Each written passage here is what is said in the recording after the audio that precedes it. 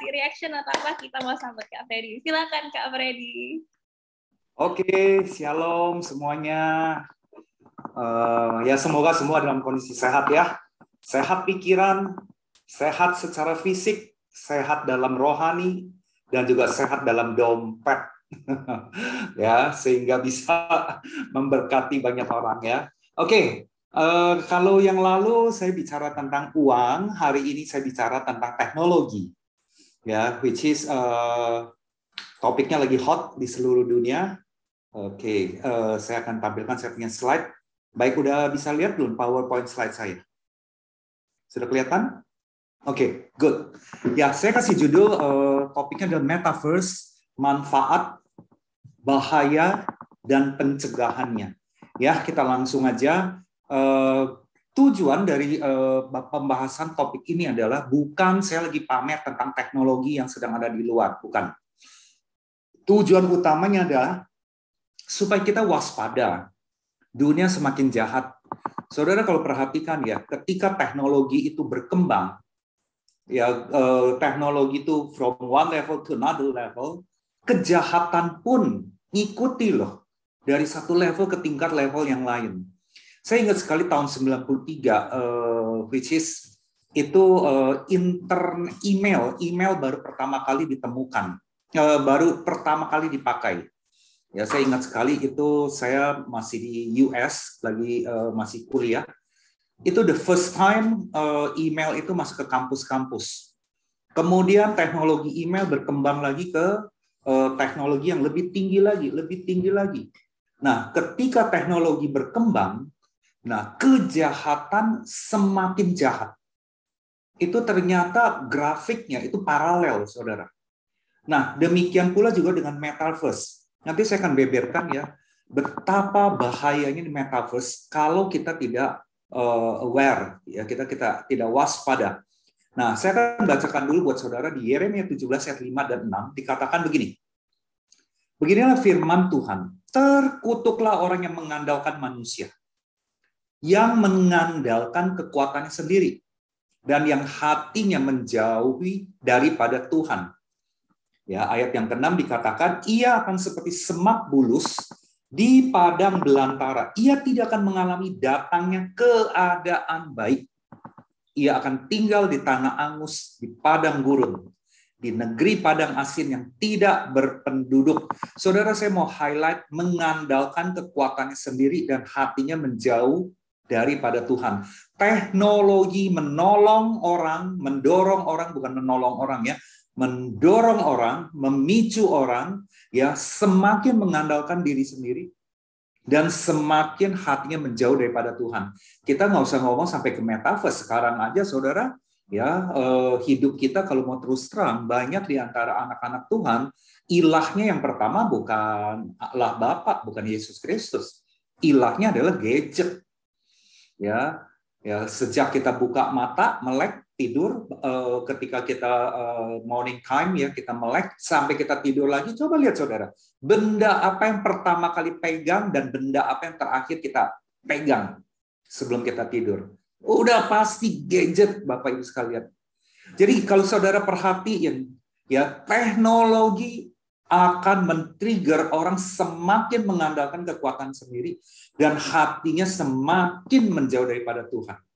Kita sekarang di era dunia maya, kita masih di era 2 dimensi. Metaverse masuk ke dunia 3 dimensi. Ya, dan firman Tuhan udah mengatakan, ketika kita jauh dari Tuhan, ketika kita andalkan kekuatan sendiri, hidup kita tidak akan mengalami datangnya keadaan yang baik.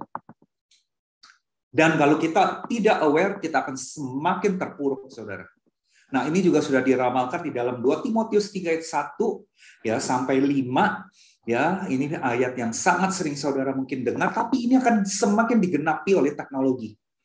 Ketahuilah pada hari-hari terakhir akan datang masa yang sukar. Manusia akan mencintai dirinya sendiri dan menjadi hamba uang. Mereka akan membual dan menyombongkan diri. Mereka akan menjadi pemfitnah. Mereka akan berontak terhadap orang tua dan tidak tahu berterima kasih. Tidak mempedulikan agama. Tidak tahu mengasihi. Tidak mau berdamai. suka menjelekkan orang. Makanya kenapa banyak hoax sekarang. Tidak dapat mengekang diri, garang, tidak suka yang baik, suka mengkhianat, tidak berpikir panjang, berlagak tahu, lebih menuruti hawa nafsu daripada menuruti Allah. Secara lahiriah mereka ada di dalam kompak, ada di dalam hafruta, ada di dalam gereja, saudara. Tetapi pada hakikatnya mereka memungkiri kekuatan ibadah itu. Firman Tuhan bilang, jauhilah orang-orang seperti itu. Saudara, firman yang sudah dituliskan oleh 2 Timotius ini harus digenapi. Ya, harus digenapi sebelum kedatangan Yesus yang kedua kali di zaman akhir ya. Nah, teknologi yang mempercepat. Jadi katalisatornya saudara adalah teknologi. Ya, teknologi mempercepat ke arah sana. Nah, kita balik ke metaverse. Apa itu metaverse? Ya, mungkin saudara udah banyak lihat di YouTube ya, banyak sekali penjelasan tentang metaverse beberapa bulan terakhir ini. Meta berasal dari kata beyond, melampaui, lebih tinggi, mengacu kepada yang transenden, di luar kemampuan manusia. Saudara kalau saudara perhatikan, meta ini ya, saudara itu sebetulnya adalah spiritnya adalah spirit Babel. Dia mau menjangkau sesuatu yang mendekati kemampuan Tuhan. Ya, saudara kalau lihat saya punya kaos, t-shirt, saya adalah meta coach. Jadi di dunia itu coaching ada 2 aliran. Salah satu aliran adalah meta coach. Artinya saya meng-coaching pendekatannya adalah masuk ke dalam internal thinking seseorang. Ya, saya adalah certified mindset assessor. Jadi saya kalau ngobrol 30 menit aja dengan misal Elita gitu ya. I can detect what is your thinking pattern. Ya, saya bukan dukun ya, tapi ini scientific. Nah, itu meta, go beyond. Ya, masuk ke lebih dalam lagi. That's a meta. Ya, first artinya alam semesta. Jadi secara umum metaverse adalah apa? Ruang digital, tempat nanti kita berinteraksi satu sama yang lain. Ya, berinteraksi dalam berbagai aspek ruang digital. Ya, termasuk nanti kita lihat nanti ada tempat main games, ya tempat kita socialize dan sebagainya, saudara. Nah, metaverse ini adalah sebuah dunia virtual 3 dimensi. Sekarang aja dunia maya, Bapak Ibu, lewat internet 2 dimensi aja, kejahatan itu udah semakin kuat. Dari tahun ke tahun semakin kuat. Saya sempat mencatat, saudara, ada 20 kejahatan yang ada di dunia maya. Ya, cuma saya nggak share pada kesempatan ini, ada 20 kejahatan. Dan it happens in Indonesia, gitu. Ya, ini bukan sesuatu yang baru prediksi. Ya, di dalam metaverse, Bapak Ibu sekalian, yang paling mengerikan ya, kalau menurut saya dari sisi jeleknya adalah kita bisa memilih untuk menjadi seperti apa. Ya, makanya di dalam istilah metaverse itu akan sangat dikenal yang namanya istilah avatar. Ya, ini bahasanya dunia maya ya. Nah, avatar itu kalau kita pakai bahasa orang Kristen, gambar diri, karakter. Jadi ketika kita masuk ke dalam dunia maya, metaverse, kita bisa menjadi avatar-avatar tertentu. Kita bisa memilih karakter-karakter tertentu. Kita bisa mengenakan identitas tertentu. Ya, supaya apa?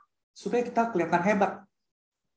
Jadi sebetulnya nanti metaverse ini adalah tempat ya the best hiding place ketika di dunia reality orang tidak bisa menerima dia merasa minder, ya dia merasa tertolak, tapi ketika dia masuk ke dunia 3 dimensi, dia bisa pakai avatar untuk showing the power, untuk menunjukkan saya berharga.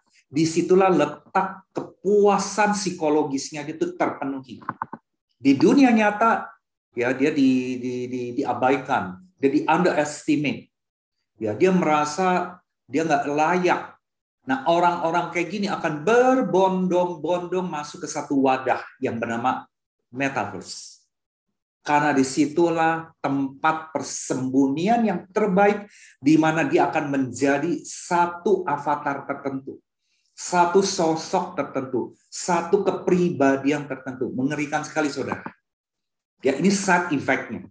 Ya, saudara kalau mau lihat dapat gambaran metaverse itu seperti apa sih? Nah, saudara yang pernah nonton ya Ready Player One ya Steven Spielberg ini kira-kira film 6 tahun yang lalu kelihatannya kalau nggak salah ya. Saya juga ada nonton nih. Kira-kira metaverse itu akan mengambil ide dari film ini. Nah, saya mau ajak saudara ngelihat ya sedikit gambaran tentang metaverse itu seperti apa sih ya penjabarannya. Nah, kita akan lihat sebuah jabaran.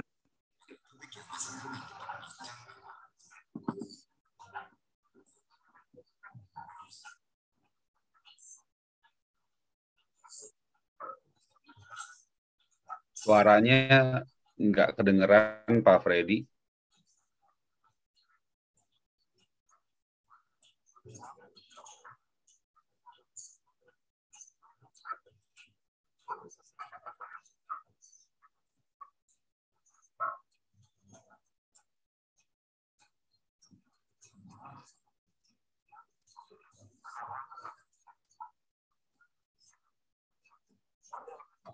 Maaf Pak Freddy, suaranya tidak kedengaran Pak, agak sedikit samar-samar Pak.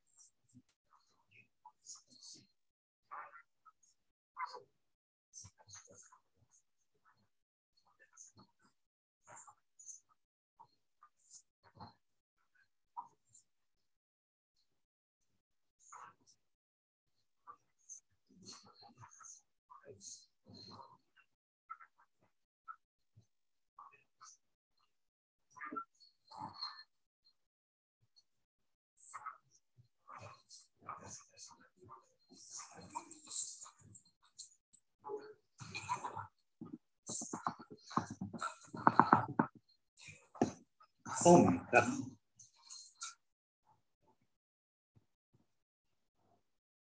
Oke, saya lupa setting sound ya. Aduh, baru ada yang info ya. Oke, saya lanjutin dulu deh. Saya lupa share sound. Sehabis breakfast, ia mencoba aplikasi olahraga bernama Supranatural. Di aplikasi inilah tersedia berbagai macam olahraga yang menyenangkan. Ia memilih olahraga Langdess, jenis olahraga yang menggunakan controller untuk memulai target.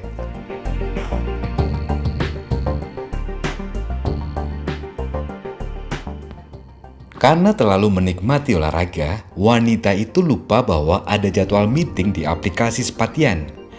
Dalam aplikasi ini, ia melakukan rapat virtual dengan avatar karakter wajahnya dirubah semirip mungkin dengan dirinya sendiri. Tapi, anehnya karakter di aplikasi ini tidak ada kaki, hanya berupa badan dan kepala. Tapi meskipun begitu, ia merasakan rapat virtual yang ia datangi begitu terasa sangat nyata.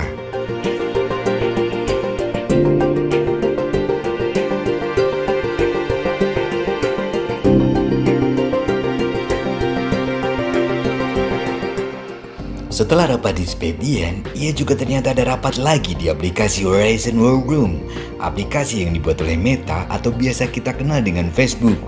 Ia dapat mengganti karakter yang berbeda lagi di aplikasi ini.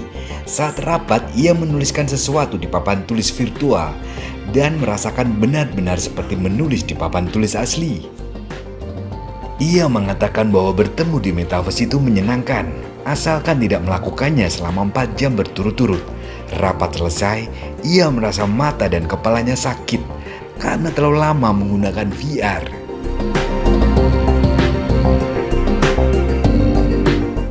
Metaverse memang menjadi hal yang telah diperhitungkan oleh perusahaan-perusahaan teknologi besar.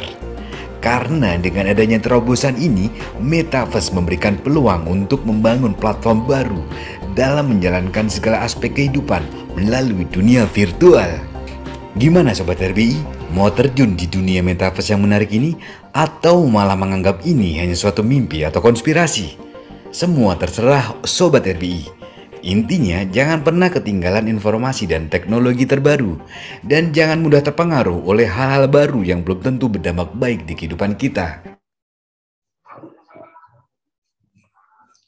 Oke, nah itu sekilas tentang prediksi tentang Metaverse ya. Sekarang semua sedang diproses, tapi saudara bisa lihat ya begitu besar pengaruhnya nanti Metaverse ini terhadap kehidupan manusia. Ya, apa sih manfaatnya Metaverse?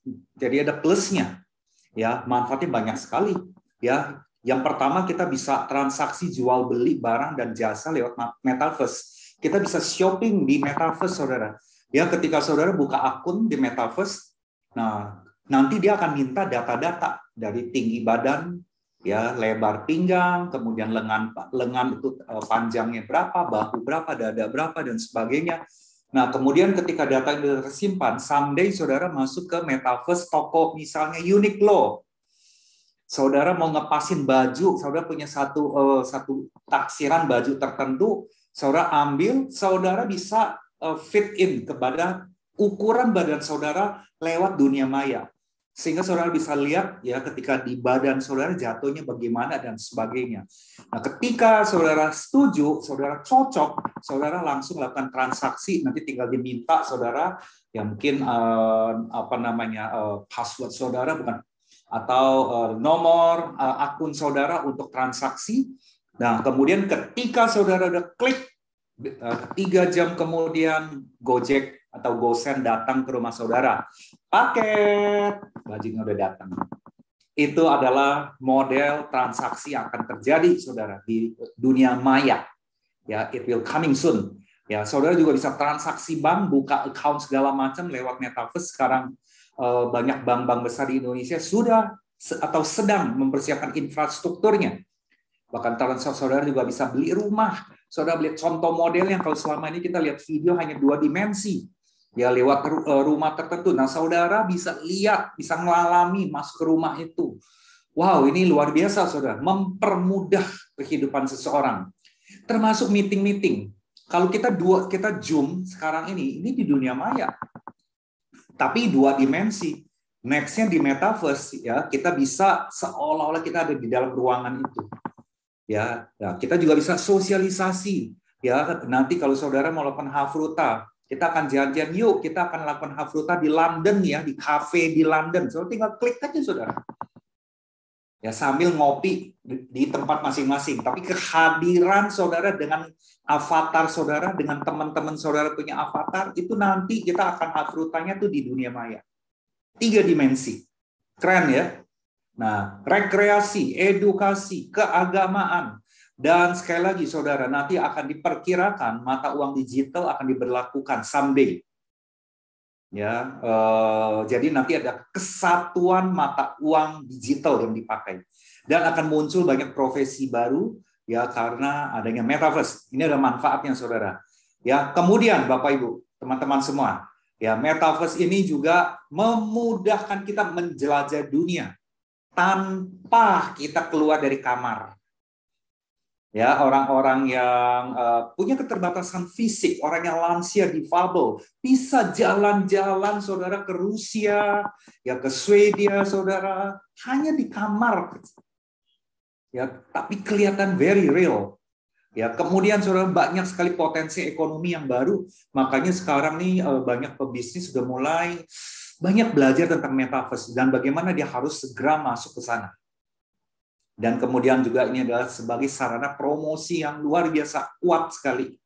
Ya. Nah, kemudian bagi dunia pendidikan ini juga sangat bermanfaat. Apalagi misalnya kayak kita praktek laboratorium, kita praktek membedah binatang, ya buat kedokteran, ya dan sebagainya. Itu sangat-sangat menolong sekali. Dan yang pasti, ya biaya transportasi dan perjalanan itu akan sangat-sangat dihemat dalam hal tertentu. Ya. Nah, untuk gereja sendiri apa manfaatnya? Wow, ini kalau dipakai untuk kemuliaan Tuhan ini akan sangat dahsyat. Ya, metaverse akan dipakai untuk bisa menjangkau orang seluas-luasnya. Bisa untuk penginjilan, untuk Bible study, untuk membangun komunitas, saudara.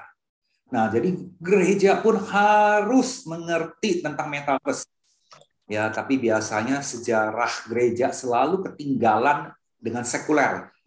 Jauh lebih lompat udah kemana-mana, gereja masih pelangak-pelongok, ya masih kuno-nya luar biasa, ya. Oke, nah, kemudian saya mau share kepada saudara, apakah metaverse ini rancangan Tuhan? Ya, saudara, saya mau berikan satu fakta, ya. Sejak awal Tuhan kita itu adalah tubuh fisik yang nyata, bukan virtual. Ya, manusia diciptakan aslinya, normalnya harus berinteraksi dengan orang itu secara nyata, bukan bersembunyi di dunia maya. Ketika kita nanti masuk ke metaverse dan kecanduan di sana, kita akan hidupnya nggak normal. Ya, kenapa, saudara? Ya, karena kita tidak menggunakan panca indera kita secara keseluruhan. Dan Tuhan tidak merancang kita untuk menggandakan diri kita menjadi avatar-avatar yang lain. Tuhan sudah memberikan kita sebuah kepribadian. Tuhan sudah memberikan kita sebuah gambar diri. Tapi dengan adanya metaverse, saudara perhatikan ya, lewat teknologi ini, kita akan menjadi diri kita. Kita akan jadi Tuhan buat diri kita. Kita akan mencoba mengubah identitas-identitas kita semau-mau kita. Akibatnya apa? Kita akan krisis identitas. Ya, kalau overdosis, kita akan jadi bingung terhadap diri sendiri, terutama ketika kita masuk dunia nyata. Ya, dan teknologi harusnya, saudara, dipakai sebesar-besar untuk kemuliaan Tuhan. Seharusnya. Sekarang aja hanya 2 dimensi aja, gereja udah sangat ketinggalan. Ya, begitu saudara lihat ya TikTok.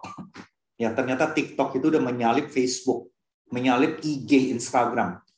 TikTok aja saudara lihat ya, kontennya yang untuk kemuliaan Tuhan berapa persen sih?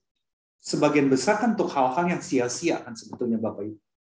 Ya, ini contoh bahwa teknologi itu sebetulnya kalau dipakai untuk kemuliaan Tuhan, ini luar biasa dahsyatnya. Ya. Nah, apa sih ancaman dan bahayanya dari metaverse? Nah, saya sih mencatat ada 18 poin, tapi hari ini saya tidak akan share segitu detail ya. Nah, yang pertama, saudara, akan muncul ketidaknormalan dalam perilaku dan emosi. Ya, orang akan menjadi kecanduan. Ya, saya pernah ngobrol dengan Pastor Martin, saya bilang begini, metaverse itu menawarkan kenikmatan yang luar biasa untuk emosinya kita loh.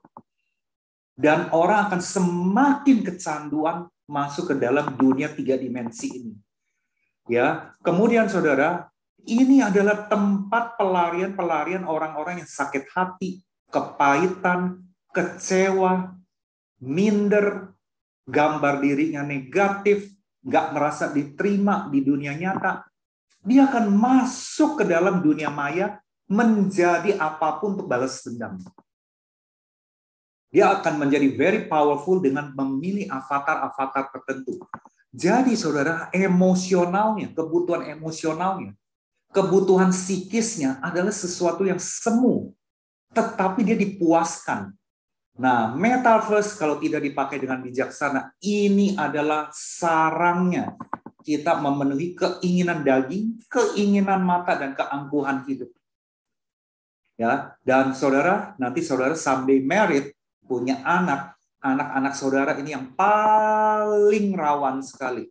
Ya, karena metaverse saya yakin 5 tahun, 10 tahun lagi akan semakin canggih, dan akan semakin halus dia punya animasi. Nah, lalu ketidaknormalan ini juga terjadi apa? Krisis identitas. Ya, memupuk perilaku-perilaku yang serba mau instan, penuh dengan kepalsuan. Tidak menyadari identitas dirinya yang sesungguhnya yang Tuhan sudah berikan. Dan metaverse adalah tempat, sekali lagi, pelarian orang-orang untuk menjauhi Tuhan. Ya, kalau kita di dalam Tuhan, seolah-olah banyak larangannya. Nggak boleh ini, nggak boleh itu, nggak boleh ini, nggak boleh itu. Harus disiplin rohani segala macam. Terkekang, saudara. Tapi masuk ke metaverse, dunia ini akan sangat unlimited, ya, sangat borderless. Nah, ini adalah ketidaknormalan yang akan terjadi. Nah, yang nomor 1 masih nggak seberapa, yang lebih mengerikan nomor 2, permasalahan pornografi. Kita yang nggak hati-hati, metaverse adalah tempat memuaskan hasrat seksualitas pornografi yang sebebas-bebasnya dengan siapapun.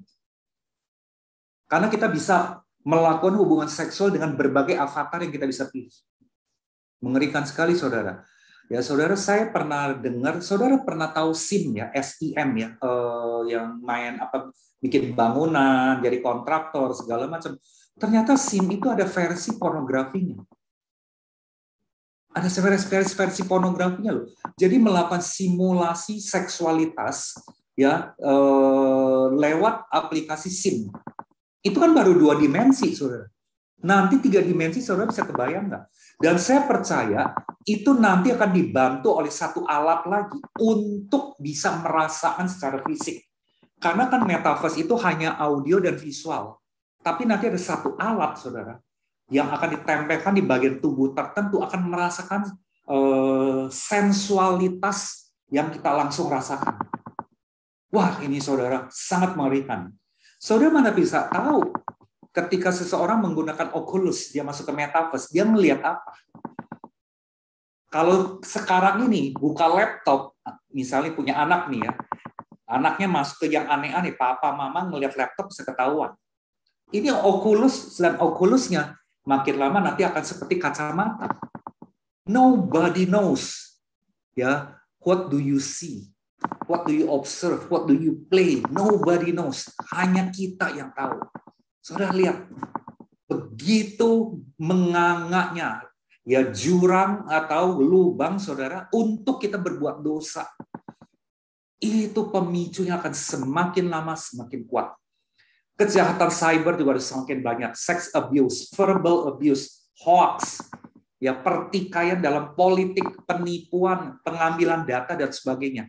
Dan yang keempat, manusia akan semakin individualistis. Dia secara dunia realita malas ketemu orang lain. Nanti DNA grupnya saudara bisa nggak laku. Kalau saudara nggak preventif dari awal. Karena lebih menarik di metaverse. Ya, kita juga bisa pakai alasan kok. Nanti pertemuan-pertemuan komselnya di metaverse saja lebih menarik. Kita hari ini London, minggu depan kita ke New York. Keren kan? Untuk pertemuannya. Dan yang terakhir, saudara, dampak buruknya. Nggak butuh Tuhan. Kenapa? Karena kita ya dipicu untuk menjadi Tuhan. Kita dipicu untuk menjadi Tuhan buat diri kita. Lewat menciptakan avatar-avatar yang ada. Ini adalah dampak buruknya. Dan saudara tahu, siapa yang menjadi korban yang paling besar untuk dampak buruk ini? Orang-orang yang, saudara, orang-orang yang ya self-control-nya yang masih lemah. Ya, makanya kenapa ya kita perlu jalankan disiplin rohani untuk self-control, pikul salib, sangkal diri. Lakukan disiplin-disiplin rohani. Tujuannya apa, saudara? Salah satunya menangkal ya berbagai serangan-serangan dari eksternal yang akan merusak manusia roh kita. Nah, oleh karena itu, apa preventifnya, pencegahannya apa? Saudara, nggak ada hal yang lain bisa ditawar-menawar lagi. Kita harus semakin berakar dalam firman Tuhan. Saudara, kaitan nomor 1, ayat favorit saya ada Amsal 22 ayat 4. Ya, saya pernah share ya buat saudara ya. Saudara yang punya Alkitab boleh buka Amsal 22 ayat 4. Ya, saya akan sebutkan ganjaran kerendahan hati dan takut akan Tuhan adalah kekayaan, kehormatan, dan kehidupan. Orang yang rendah hati adalah orang yang mau taat. Orang yang rendah hati, orang yang karakternya mau dibentuk. Orang yang rendah hati, orang yang mau menerima nasihat. Orang yang rendah hati mau berubah ketika dinasihati, ketika dengar firman. Dan yang kedua, takut akan Tuhan. Dua ini saudara yang kita perlu bangun ya lewat kelompok-kelompok komunitas di tempat kita. Ini yang kita harus bangun. Because you cannot stand alone. Ya, kalau saudara stand alone, saudara akan tewasnya cepat sekali secara rohani. Nah, jadi saudara ini yang nomor satu, kenapa kita ada pertemuan-pertemuan seperti hari ini, kenapa kita ada doa-doa. Ini untuk membangun imunitas rohani kita. Ya, kita ini menjadi booster rohani kita. Yang kedua, buat saudara yang mungkin nanti someday akan jadi parents. Bukan mungkin ya, saya doakan pasti jadi parent dan punya anak-anak. Saudara harus bertanggung jawab menanamkan firman dan nilai-nilai kehidupan pada anak-anak. Ya, kingdom's value, saudara, itu adalah tameng untuk menghadapi derasnya perubahan teknologi. Menanamkan identitas yang benar sesuai dengan firman Tuhan. Ya, kalau saya share tentang ini di depan orang-orang yang udah rata-rata punya anak, saya selalu kasih mereka PR. PR-nya begini, saudara. Coba, oh Pastor Matri kan udah punya anak nih ya. Coba you ask one question to your children. Ya, pertanyaannya simple, only one question. Who you are? Kamu tuh siapa? Coba deh, kita pengen denger deh. Dari persepsi si anak-anak yang keluar dari pikiran dia tahu nggak identity dia siapa? Nah, jadi orang tua itu perlu bertanggung jawab menanamkan identitas. Nah, termasuk ke dalam sesama teman kita. Ya, di DNA grup saudara, ya di dalam pertemuan-pertemuan saudara perlu sekali-sekali ngebahas identitas saudara itu siapa sih? Sehingga kita tidak perlu jadi avatar-avatar yang lain, saudara. Ketika metaverse ini ada. Menanamkan nilai-nilai penting bahwa in touch dengan orang lain, dunia nyata itu penting sekali. Ya, bukan dunia realita dunia visual. Dan juga saudara kita perlu sadari Tuhan mau memakai kita untuk bisa terconnecting dengan people in a reality, not in a virtual life gitu ya. Dan juga saudara, kita perlu ingatkan satu sama yang lain. Kita manusia terbatas. Kita nggak bisa hidup seperti avatar. Saudara, sebetulnya ya game-game sekarang, contoh Dota aja deh. Dota ya. Saya yakin udah pada tahu nih yang ngumpul hari ini Dota. Itu aja kita udah bisa pilih avatar-avatarnya kita. Ketika kita mau main karakter tertentu. Ya, dan kita juga harus saling ingatkan, Tuhan tempatkan di dunia ini ada satu sifat yang kita harus punya, yaitu apa? Setia pada proses, bukan ingin instan. Teknologi mendorong kita untuk semua serba instan dan nggak sabaran. Dan metaverse akan membuat itu lebih parah. Yang terakhir, ya ingatkan, Tuhan tidak menciptakan kita untuk menjadi apapun. Tapi Tuhan ingin kita hidup sesuai dengan rancangannya Dia. Saudara, ketika saudara menyadari hal ini, sekali lagi membangun manusia roh ya dalam diri kita masing-masing, ini adalah sebuah continuous process, never ending process. Ya, kenapa saudara? Karena dunia semakin jahat. Jangan sampai kita lengah.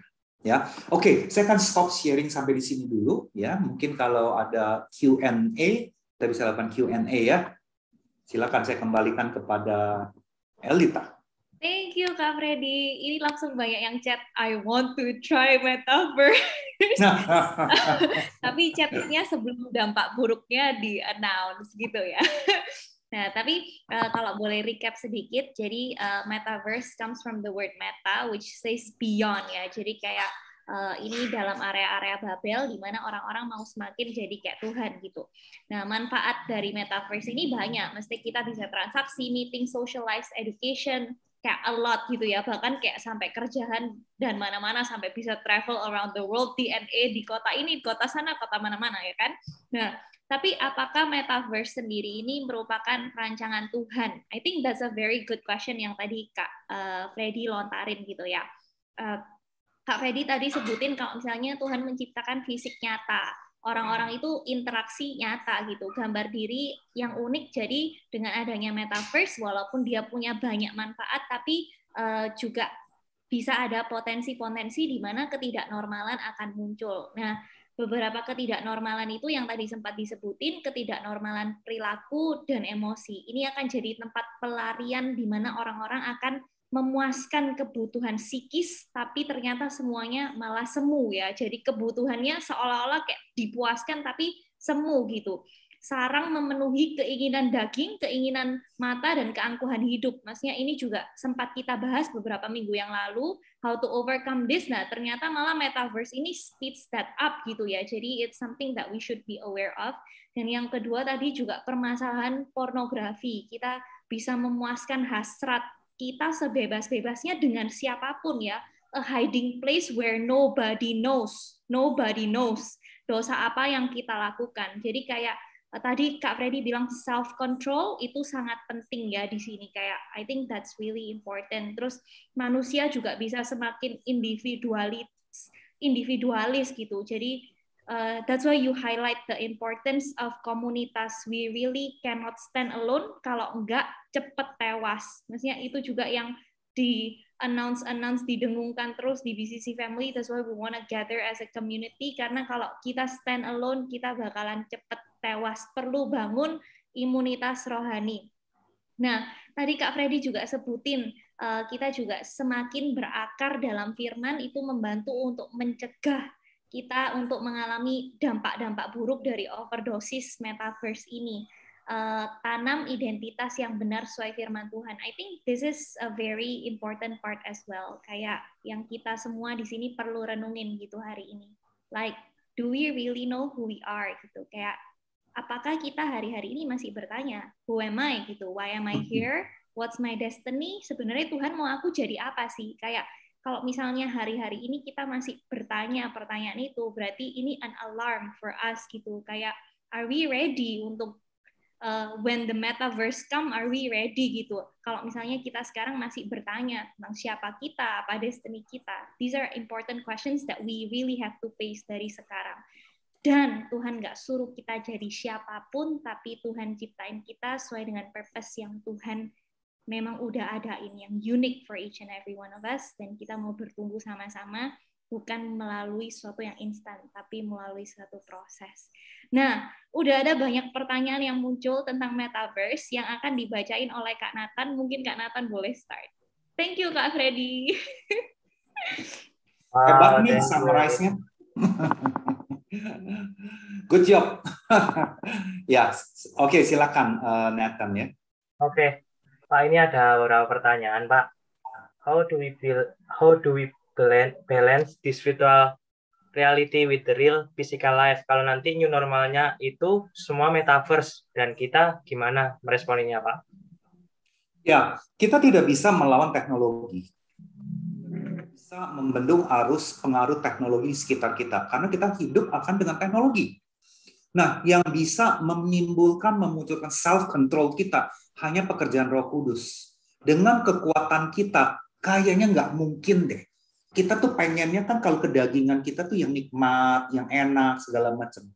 Hanya Roh Kudus yang bisa bantu menolong kita. Kita punya kemampuan untuk self-control itu bagus. Ya, jadi kalau kita tidak mengandalkan Roh Kudus, kelihatannya saya rasa nggak ada yang kuat loh. Ya, kenikmatan yang dahsyat begitu lewat metaverse. Ya, kecuali saudara bertapa ya. Saudara nggak berinteraksi dengan dunia luar. You don't in touch with outside world gitu ya, with the people. Ya, surrounding you at the office, in the business, in your society. Ya, everyone will go to the metaverse. Kita akan gampang sekali keseret pengaruh itu. Nah, lalu kita mau pakai kekuatan daging kita ngelawan itu. Impossible. Karena manusia kita sendiri kan sangat kedagingan. Nah, oleh karena itu kenapa ya kita betul-betul harus berakar. Ya, izinkan Holy Spirit yang betul-betul yang menolong kita lakukan itu. Ya, karena Roh Kudus sudah bilang kan, dia menjadi penolong buat kita menghadapi ya tantangan-tantangan ini. Ya, jadi kunci cuma satu sih. And only the only one recipe. Resepnya cuma satu, yaitu apa? Bangun manusia roh. Tetap berakar di dalam Tuhan. Cuma satu itu deh, nggak ada yang lain-lain deh, udah deh. Mungkin plus satu lagi kali ya, jangan sendirian. Ada temennya gitu ya, ada temen DNA grupnya. Ya, oke, itu jawaban saya. Oke, thank you Pak. Jadi kunci utamanya yaitu punya self control, bangun manusia roh, adakan Roh Kudus, jangan kesepian, jangan sendirian, jangan cimuk ya. Jadi harus boleh sendiri, ada DNA ya.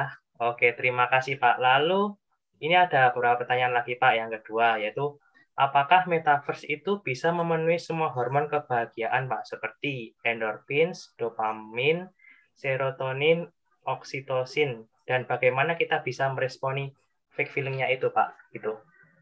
Ya, hormon happy hormon itu memang ada 4 ya, tadi udah disebutin. Udah pasti metaverse itu akan memenuhi itu semua. Ya, ini contoh nih ya. Misalnya dari keluarga yang nggak harmonis, papa mama berantem terus, ya koko, cici, adik juga nggak akur. Jadi di dunia nyata tuh puyeng, pusing gitu loh ya, ngelihat keluarga kayak begini. Belum di office lagi ketemu atasan yang model kayak begitu, nyebelin banget. Nah, untuk supaya saya bisa cooling down, saya punya feeling, supaya saya dapat happiness di dunia nyata nggak dapat, ya go to metaverse saja. Tinggal beli Oculus. Ya nanti someday Oculus diramalkan akan sangat murah, mungkin bisa 2 juta, 3 jutaan. Dan di dalam kamar, nggak usah kemana-mana. Karena kalau saya ikutan Komsal gitu ya, saya ikutan DNA group, sometimes it hurts me gitu. Kita nggak cocok, nanti ngomongnya pedas, nanti saya ditegur lagi. Ngapain saya gabung-gabung yang gini-ginian? Ya mendingan saya masuk ke metaverse. I got happiness. Jadi itu sarangnya happiness yang palsu. Ya, firman Tuhan kan bilang semakin kita jauh dari Tuhan, hidup kita akan tidak semakin baik. Nah, celakanya ketika dia balik ke dunia nyata lagi, berantemnya akan semakin berat di dalam dirinya. Jadi internal konfliknya itu akan semakin berat dan dia akan semakin nggak normal perasaannya. Itu yang terjadi, saudara. Jadi hati-hati loh teknologi ini. Teknologi satu sisi baik, bagus, tapi saudara, teknologi ini juga akan memunculkan kejahatan dosa. Penangkalnya adalah apa? Tuhan, Yesus Kristus. Ya, that's the only thing that we can do. Ya, kira-kira gitu ya. Jadi jangan mencari happiness yang a false happiness. That's a false happiness. Ya, kita memang berapa jam sih kuat di dunia maya kan, dalam video tadi itu sampai matanya pegel ya, pundaknya pegel. Makanya nanti ya saudara profesi kayak psikiater, profesi rehab medis itu akan laris.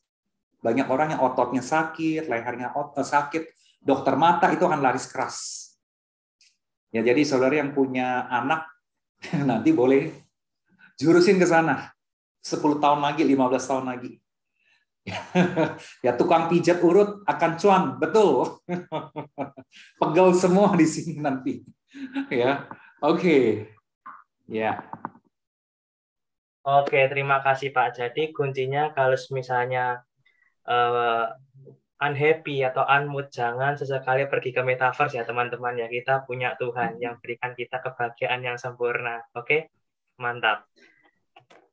Next, ada ini Pak. Bentar.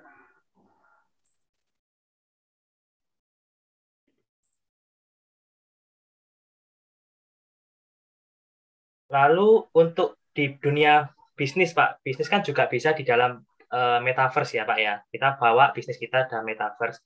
Apakah itu sebagai jurang dosanya kita ya Pak ya? Karena ini kan sesuatu yang baru ya. Seperti itu. Oke, metaverse menawarkan 5 lebih untuk dunia bisnis dan dunia kehidupan. tapi spesialnya adalah di dunia bisnis. Ada 5 lebih. Pertama, lebih mudah. Yang kedua, lebih murah. Yang ketiga, lebih fleksibel. Yang keempat, lebih informatif. Ya, yang kelima adalah lebih cepat. Ini semua 5 lebih ini dibungkus oleh teknologi. Metaverse akan memperkuat intensitas 5 lebih ini. Of course, nanti bisnis akan jauh lebih murah. Ya, makanya nanti kita nggak perlu physical office yang gede-gede. Kita nggak perlu. Ya, paling kita cuma butuh 3 kali 4 meter udah cukup kali. Karena banyak transaksi aktivitas itu semua nanti di dunia metaverse. Ya, meeting kita bisa dengan karyawan kita, dia kerja di work from home, tapi kita ketemu morning briefing di metaverse. Nanti di lunch meeting kita ketemu di metaverse, kita janjian. Ya, nanti ketemu klien, ketemu owner, kita bisa di metaverse. Jadi nanti yang bisnisnya rental, office rental itu sekarang aja udah banyak yang setengah mati. Karena banyak orang udah kerjanya udah banyak yang shifting work from home. Dan nanti akan diperkuat lewat metaverse. Ya, sekarang kan co-working space saja juga semakin laku, orang malas ke kantor. Nah, kalau di rumah juga bete lagi. Nah, mereka dia ke co-working space ya sambil minum, ke Starbucks, kerja dan sebagainya. Itu adalah new era ya, new era. Metaverse akan sangat memperkuat di sana. Transaksi-transaksi juga akan sangat dipermudah. Ya, customer service quality-nya more excellent dengan adanya teknologi ini. Ya, kemudian kita nggak perlu kemana-mana, cukup di rumah. Ya, kita bisa jaga anak yang masih kecil, merawat orang tua yang udah lansia, tapi sambil kita lakukan kita punya bisnis. Wow, itu dahsyat, saudara. Itu sangat dahsyat manfaatnya ya. Nah, itu plusnya. Nah, itu plusnya. Ya, contoh aja tadi ya di dalam video tadi, ketika meeting dia bisa tulis di whiteboard segala macam begitu ya, dengan teman-teman yang sama-sama ngumpul di dunia metaverse itu. Jadi sangat menolong kita. Nah, saudara bisa bayangin ya, kalau ini juga kita praktekkan buat di gereja, kan luar biasa.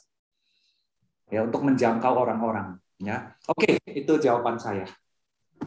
Oke, Pak. Terima kasih ya, Pak, ya, buat jawabannya. Sungguh luar biasa. Jadi bisa jadi peluang bisnis juga ya. Cuma harus kita bijak juga ya dalam melakukan segala sesuatu di dalam bisnis kita di dalam metaverse.